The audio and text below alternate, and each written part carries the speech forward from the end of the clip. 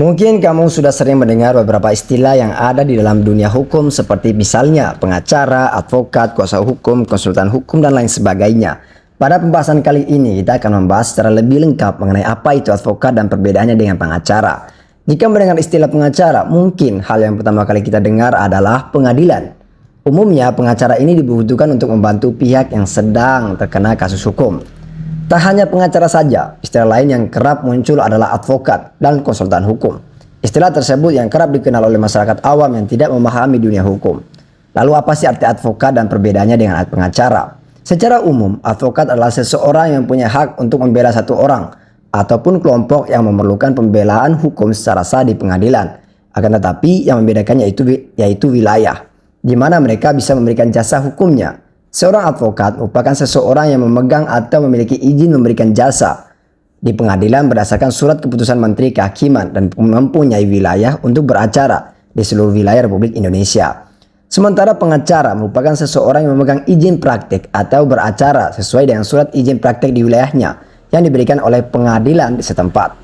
Jika pengacara tersebut berniat untuk memberikan jasa hukum di luar wilayah izin praktiknya, maka mereka harus mendapatkan izin terlebih dahulu dari pengadilan setempat di mana mereka akan beracara. Oke, lalu apa sih yang dimaksud dengan advokat itu? Kali ini kita akan membahas tentang advokat. Menurut Undang-Undang Nomor 18 Tahun 2003 tentang advokat adalah orang berprofesi memberi jasa hukum, baik di dalam maupun di luar pengadilan yang memenuhi persyaratan berdasarkan ketentuan undang-undang. Jasa hukum yang diberikan oleh advokat berupa konsultasi hukum, bantuan hukum, menjalankan kuasa, mewakili, mendampingi, membela, dan melakukan tindakan hukum lain untuk kepentingan hukum penerima jasa. Adapun penerima jasa advokat disebut klien. Syarat menjadi advokat. Untuk diangkat menjadi advokat, seseorang harus memiliki latar belakang pendidikan tinggi di bidang hukum dan telah mengikuti pendidikan khusus profesi advokat yang dilaksanakan oleh organisasi advokat. Pengangkatan advokat sendiri hanya bisa dilakukan oleh organisasi advokat. Untuk dapat diangkat menjadi advokat harus memenuhi persyaratan sebagai berikut. Ini persyaratannya. Adapun tugasnya, advokat adalah membela kepentingan masyarakat dan kliennya.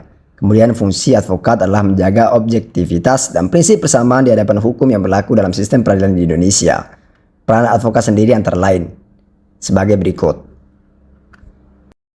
Setelah melihat perannya, beginilah perkiraan gaji seseorang advokat. Advokat magang di kisaran gaji yang diterima dengan status magang yaitu 2 juta hingga 3 juta.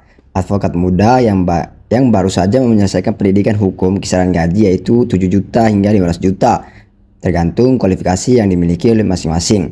Yang ketiga, advokat profesional yang pasti sudah dikenal oleh semua orang, menangani berbagai kasus, maka gaji yang diterima sekitaran 20 juta per bulannya.